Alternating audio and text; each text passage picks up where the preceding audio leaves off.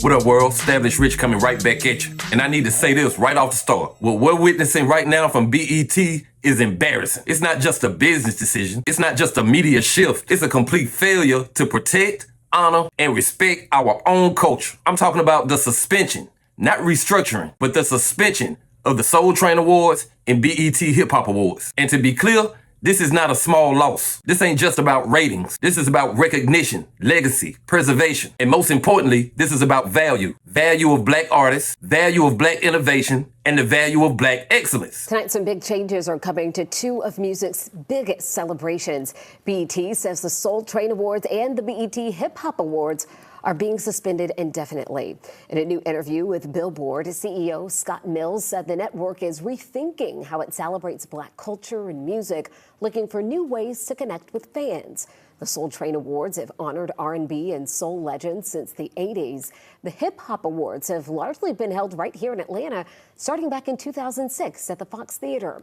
Right now, there is no timeline on if or when these shows may return. The Soul Train Awards and BET Hip Hop Awards were never just events. They were the only platforms left that still spoke to Black America from the inside out, not catering to white audiences or Grammy voters. And now you telling me in 2025, you just gonna pause that, suspend it, put it on ice like it's an unnecessary expense. Nah, you can't do that. Let's look at the facts. BET CEO Scott Mills did an interview with Billboard, and when he was asked directly if the awards were gone for good, he said, and I quote, "It's less about them being no longer and more about our team having to reimagine how to change them for this changing media landscape." What does that even mean? Reimagine what? Award shows are not about technology. They're about celebrating artists, period. If the platform change is fine. Move it to streaming, put it on YouTube, host it in a club. But to not do it at all, that's not reimagining, that's dismissing. Scott Mills said it was suspended indefinitely. Do you know what that means in corporate language? That means it's dead until further notice. And you can dress it up all you want with the words reimagine and all that other crap. But the truth is, they canceled it because they didn't prioritize it. Now let's play the comparison game for a second. Can you imagine the Grammys taking a year off? Can you imagine them saying, you know what, this year, no album of the year, no song of the year. We just gonna sit this one out while we figure out the future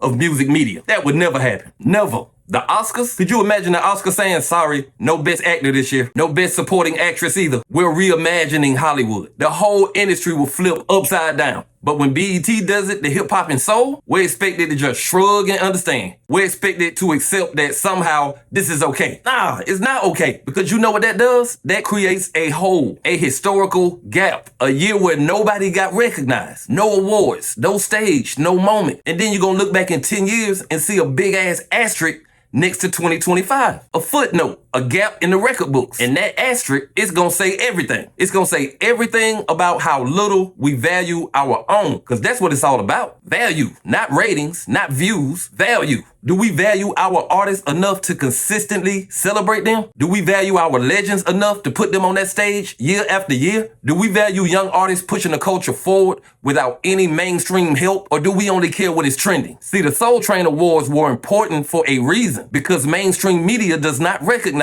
soul music. The Grammys barely respect it. R&B artists get shoved to the side. The Soul Train Awards was the one platform that said, we see you, we hear you, and more importantly, we will award you. You think Summer Walker, Jasmine Sullivan, Victoria Monet, all these amazing voices, you think they getting enough love elsewhere? Of course not. So when you take away the one platform that actually honors them, you are sending a message. You are saying, we don't think it's worth it. And the Hip Hop Awards, that's even worse. It's been 50 years strong, and y'all just canceled the awards for the first time in decades. In the year where rap has been more relevant than ever, from the younger artists to the older artists. And you say now is the time to suspend the show. Come on, dawg. Now let me say something that needs to be said, and I'm gonna say it respectfully. I love Tyler Perry. I respect everything he's built. He's a mogul, a giant, a legend. But Tyler Perry has completely taken over BET. And I'm not saying that as a criticism, I'm saying that as a fact. Every time you turn on BET, it's a Tyler Perry production. House of Pain, Sisters, The Oval, Bruh, Ruthless. Tyler Perry is BET. And when one creator owns that much space, he can shift the whole demographic of the channel.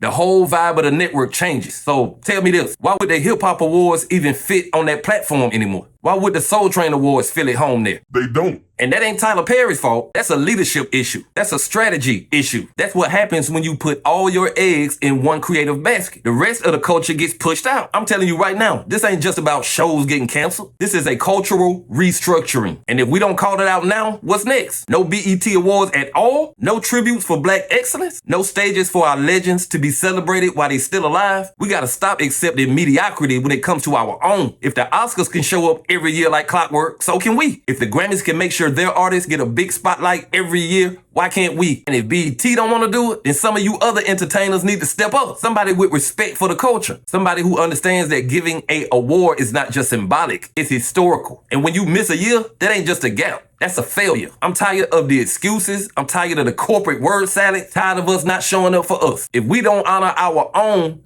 who will? But what up, world? Established Rich coming right back at you. Today, we need to talk about something that should have every room shut down. Something that should have been the headline, the debate, the roundtable, the press conference, the podcast topic, and the social media campaign. But it was not. Instead, it got buried in every news cycle. I'm talking about the fact that over the last 3 months, 300,000 Black women have left the workforce or have been pushed out of it. And barely anybody's talking about it. If you hear that and you're shocked you didn't see it on CNN, MSNBC, or Fox, you should be. Because let me be clear, this is not a story about unemployment. This is a story about silencing. This is a story about invisibility. This is a story about how Black women are treated when they are no longer useful to the system. And this is a story about what happens to an economy, a community, and a culture when Black women get pushed out the door. To the economy now, where staggering numbers have been released surrounding Black women in the labor force. A new report shows more than 300,000 Black women have left the workforce in just the last several months. That's according to the U.S. Bureau of Labor Statistics. Joining me now is gender economist Katika Roy to break this all down and why they're leaving. Katika, thank you so much for being with us. You recently wrote an article where you say that this isn't happening by accident. Why do you think it is happening?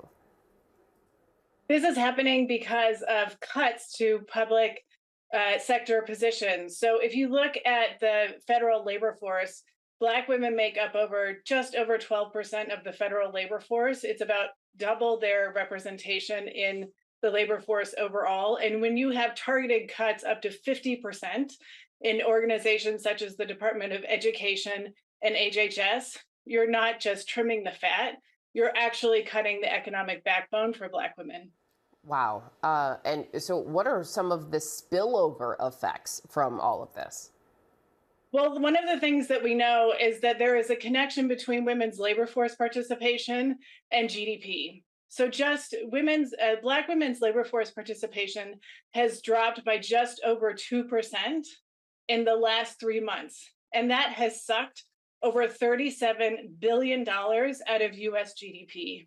So this is the economic cost of gender policy ignorance. This is really fascinating because do you think that most people are unaware of the actual impacts of things like this? Absolutely. So when we often think about women's issues or Black women's issues, we think of it as an over there problem. It's not. It's an everybody problem. When our economy grows, that has more jobs and more income for everyone. So we know, for instance, overall, that for every 1 percentage point that women leave the labor force, there's a $146 billion hit to GDP. Oh my gosh. And so we've talked about the consequences, but is there an upside to all of this? Are we seeing women pivoting to entrepreneurship as they're leaving the workforce? What then are they doing? You know, that's a great question. And the truth is, we don't know where all of the 300,000 Black women that have actually been pushed out of the labor force have gone. We know that some of them have gone into entrepreneurship, which is not only because of luxury, but it's actually because of survival. And this is really a testament to their resilience, but it also shows the rigidity in our traditional employment systems.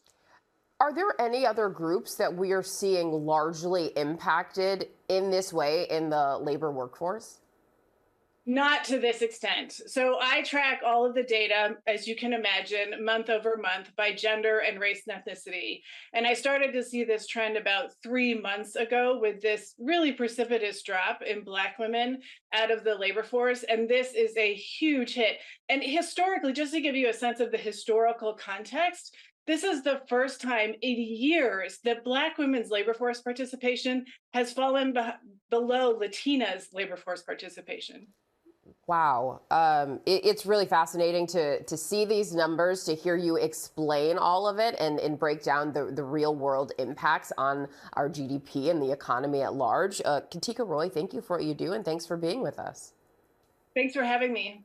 Now let me break it down for the people in the back. Now let's go to the source. Forbes attributed that number to the Bureau of Labor Statistics. So this ain't no blog post. This ain't no internet rumor. This is government data. The unemployment rate for Black women is now sitting at 6%. That's nearly double the rate for white Americans. And guess what? It's growing. Faster than any other group. Faster than Black men, faster than Latinas, faster than anybody. And nobody is sounding the alarm. I reach out to people. I say, did you hear about this? Every single one said no. But every single one of them knew a Black woman who had just lost their job or retired early or was forced out quietly. And that's the thing. The stories are everywhere, but the coverage is non-existent. And you know why this is dangerous? Because Black women are not just workers. They're the pulse of the labor market. They're the backbone of the middle class. And they participate in the workforce at a higher rate than any other women. 80% labor force participation. Higher than white women, higher than Asian women, higher than Latinas. But when the layoffs come, Black women feel it first. And they stay unemployed the longest. Anika Simmons, interim dean at Prairie View A&M's College of Business, put it best. The middle class was built because of Black women, particularly Black women in federal jobs. But guess what happened next? 275,000 federal jobs were cut. Gone. Taken out by early retirements, buyouts, and straight up terminations. And who took the hit?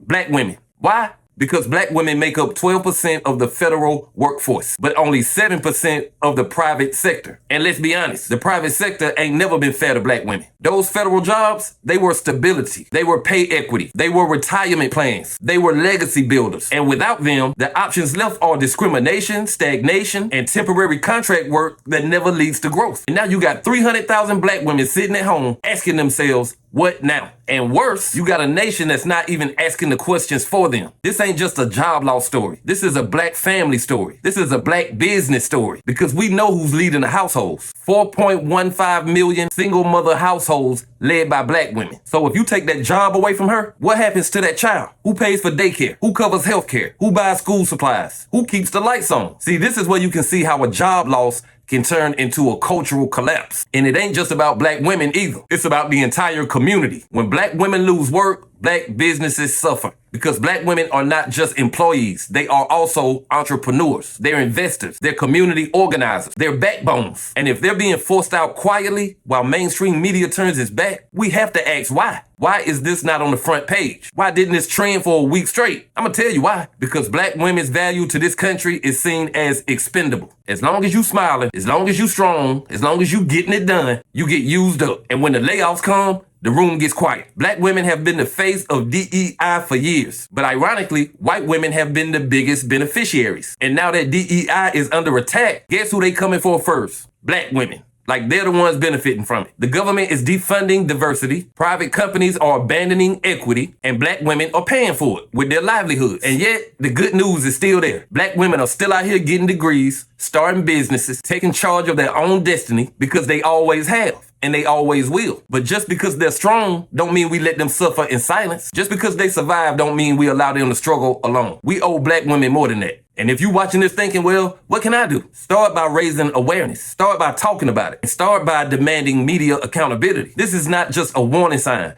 This could be an economic earthquake. And if Black women fall, the foundation of the entire community will fall apart. I don't care if you're a corporate or creative, entrepreneur or educator, politician or podcaster. If you silent on this, then you part of the problem. Black women deserve more, and we're not gonna wait for the world to notice. We gotta make them notice. What up, world? Established Rich coming right back at you. Let's get right into it. Boosie just accepted a federal plea deal in his 2023 gun case. The same Boosie who has been targeted, profiled, and followed for decades. The same Boosie who done already beat death row, beat cancer, beat murder charges, beat everything but the system that don't ever really let a Black man go free. He announced it himself, not through TMZ, not through his lawyer. He posted it directly to his fans on X. And he said, quote, just accepted a plea from the government on my federal gun case. I thought this case was over and I was going to be able to get on with my life. But God don't make mistakes, and I'm tired of fighting. And that last line hit home. I'm tired of fighting. Not I'm guilty, not I'm caught, just tired. If you've ever been black and successful in America, then you know exactly what that means. It means the system is not designed to let you breathe. Even when you think you beat it, here come another brick wall. A prosecution that really dislikes me, bro. The first time I went to court, he looked at me and said, wipe me down. It's an old gray white man, bro. Like, I ain't even know he knew my song. I couldn't do nothing but I was like, bro, like, personal. Dudes I was in a tank with, I had 2 Mexicans. They saw it. They was off, bro. They was like, man, they was mad, bro. Like, he surprised everybody that day, bro. He was emotional. Just glad that it's over. You know? I just thank God, thank my attorneys. Yeah. Just ready to go cross season. I'm finna take a vacation. I'll go. It's going around that he's been recharged, and it sounds like the feds did decide to recharge him because the Ninth Circuit had vacated the Duarte decision. Right. So the Ninth Circuit, after the dismissal, vacated the Duarte decision. They're going to hear it en banc in September. So I am frankly just shocked by the fact that the government decided to move forward with charges now, just given what's been going on and developing in Second Circuit case law around the country, including in the Ninth Circuit. They recalled the Duarte decision. They depublished it so that the entire Ninth Circuit, the court as a whole, can re-review it. I am not expecting a different decision. Circuits are in alignment with what the Ninth Circuit found. And I believe that ultimately the Supreme Court will be in alignment when the issue comes before them, probably in the next year or so. Now let me break it down for the people in the back. This case started back in June of 2023. Boosie got stopped in San Diego, California, and they found 2 firearms in his vehicle. Now let me be clear. The state of California dropped those charges in 2024. Case closed on the state side. But the federal government, they said, nah, we still coming. Why? Because Boosie is a convicted felon. And under federal law, a felon is not allowed to possess a firearm. Period. No if, no context, no consideration. And see, right there is when you see the system is not built on common sense. A man riding in a car, no shooting, no threats, no violence. But because a firearm was present, federal offense. And that's a problem. We ain't talking about a shootout. We ain't talking about no robbery. This ain't no active crime scene. This is a black man who has been shot at, targeted, followed, and hated, choosing to protect himself in a country that refuses to protect him. Now, let's be honest. Everybody out there talking about he should have had security. He should have let his bodyguards handle that. Y'all don't live that life. Y'all ain't the ones with a $200,000 chain on and every eye on you when you walk in the room. You think security gonna be on point 24/7? You think a bodyguard is gonna notice a threat before you do? Famous people get killed by people they grew up with. People they let around him. So how you gonna tell a man he can't protect himself? Boosie been through it all. He knows the energy. He knows the signs. And if he sees something that security don't, he got every right to make that call. But according to federal law, he's not even allowed to be in control of his own safety. Think about that. If a man puts a gun in his hand to commit a crime, fine, that's different. But to simply possess one for protection when you're already a high value target and you've already served your time, something about that just don't make sense. And let's be real, this was a non-violent offense. Nobody was hurt, no intent to do harm. Yet he's facing the possibility of more prison time. Why? Because the system still sees Boosie as a foul, not a person. All they see is the word felon. And that word, it follows you forever. No matter how much you change, no matter how much you grow. And no, I'm not here to make excuses, but I am here to give some context. And context matters because the law is not supposed to be one size fits all. Every case has a story. And this story is not about a gun. It's about survival. It's about a black man who never stopped looking over his shoulder because danger don't care if your record's clean. Now here's another thing that bothered me. Soon as the news dropped, people started digging up Boosie's past, talking about, oh, he's been doing this and that for years. He finally got caught. Wait a minute. What we're not going to do is play internet detective and try to use the past to justify the present. He took a plea, not a confession to every crime you think he committed. And if we're going to talk facts, talk about how many cases he beat fairly. Talk about how the state dropped the charges. Talk about how the feds came in afterwards. We know the government going to do what the government does. They don't like losing. And when they feel like they took an L once, we know they come back harder. We all seen it happen. Now, the terms of his plea deal have not been made public. We don't know if he's facing a short bid or a long one. But what we do know is that he made a decision after speaking with his family. And he said, quote, this is the right decision. And sometimes that's all you need to hear. Not everything needs to be a fight to the death. Not every battle needs to be won to claim victory. Sometimes the greatest win is preservation. Now, to be fair, it's a larger issue here. Why do felons in America lose their right to defend themselves even after they've done their time. We're talking about non-violent offenders who paid their debt. They pay taxes, they raise families, they start businesses, but they can't own a firearm. It does not make any sense. Everybody wants to talk about the Second Amendment until it's a black man exercising it. Then it's criminal. Then it's dangerous. But when a white man gets out of prison and moves to his ranch, starts a gun collection, nobody bats an eye. So we're going to have to be real about the double standards here. We're going to have to be real about what rehabilitation really means. If a man can never get his rights back, then he's never really free. And for people saying he should have never been in that situation, you know life don't work like that. When you come from where Boosie come from,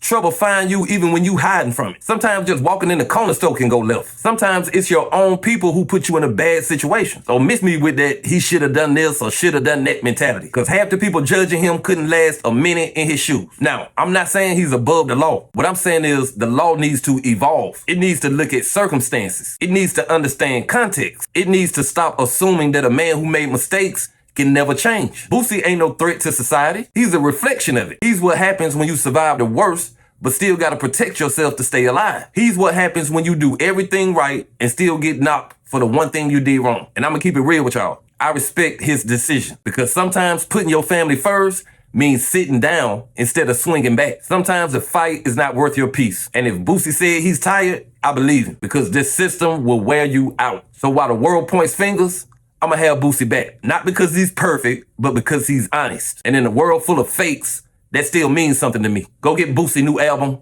Words of a Real One. What up, world? R.I.C.H coming right back at you. And let me get right to it because this one right here is crazy. People are out here saying that Black Thought is a better lyricist than Jay-Z. Bar for bar, mic for mic, and song for song. This right here is a perfect example of what happens when people start isolating one part of the art and dismissing everything else that makes somebody a legend. They want to take impact off the table. They want to take accolades off the table. They want to take legacy, catalog, strategy, and cultural shifts off the table also. All they want to talk about is who raps better. But even if we do that, even if we play the game on their terms, Black Thought still don't touch Jay-Z. Now let me break it down for the people in the back. See, the thing about Jay-Z that people love to forget is that he ain't just a businessman. He's a bars man. Everybody wants to paint him as the suit, as the corporate guy. But Jay-Z came in the game with wordplay, with complexity, with double and triple meanings in his verses. The evils. That's poetry. That's psychology. That's street philosophy. Can I live? That's luxury drug rap before it became a trend. And if you want to talk lyrics only, you gotta acknowledge the fact that Jay-Z did it all with no pen. Straight off the dome. Freestyle mentality, album level structure. Now look, I can't take nothing away from Black Thought. This man is one of the most gifted MCs on the planet. His word stacking is a masterclass. His freestyle on Funk Flex, woo! And mastery of technique don't automatically place you above someone who mastered the culture. Jay-Z didn't just master words, he mastered time. He knew what to say, how to say it, and when to drop it. He knew how to layer meaning into his flow. He knew how to make whole verses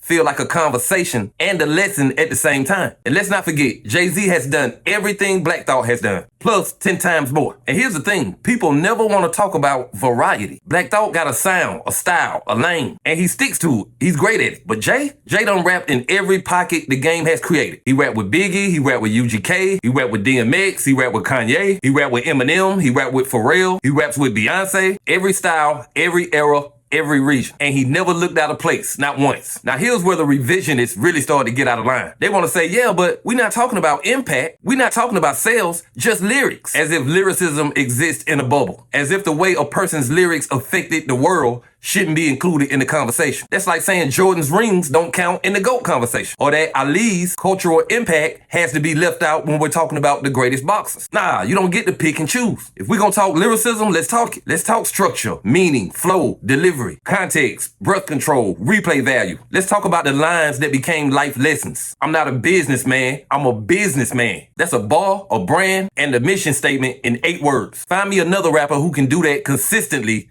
for 25 years. The problem is too many people equate lyrical with syllables. They think just stacking words means that you rap better. But lyricism is not just about complicated wordplay. It's about making people feel. It's about telling stories with density and direction. It's about taking a million thoughts and making them land in 4 bars that change your whole mindset. And Jay-Z does that better than anyone. Yes, better than Black Thought. But I say that with respect, but also with reality. I'm gonna put it like this. If you want to study pure technique, you study Black Thought. But if you want to understand how to move culture with language, you study Jay. And if you want to argue lyricism in totality, Jay is the benchmark because he's done it at the highest level, the longest time, and with the widest reach. This ain't just mic skills. This is poetry, strategy, philosophy, and lifestyle, all rolled into one man, Jay-Z. And I'ma stamp it right there. Stop separating lyrics from legacy. Stop trying to measure verses without measuring vision. And if you want to talk lyricism, talk it fully, talk it fairly, and be ready to put Jay-Z right back where he belongs. But hey,